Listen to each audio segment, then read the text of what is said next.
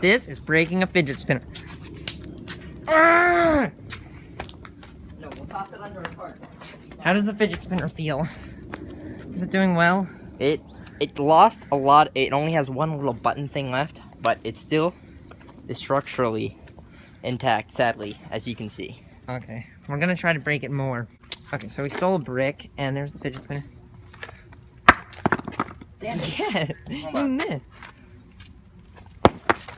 Keep missing.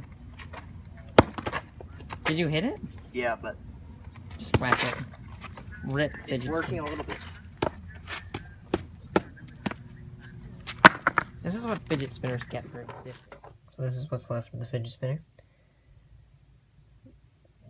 This piece was so broken that I could barely put the thing back in. We couldn't find the centerpiece. And as you can see, they're very scratched up because we threw a brick at it. And yes, that is how you successfully destroy a fidget spinner.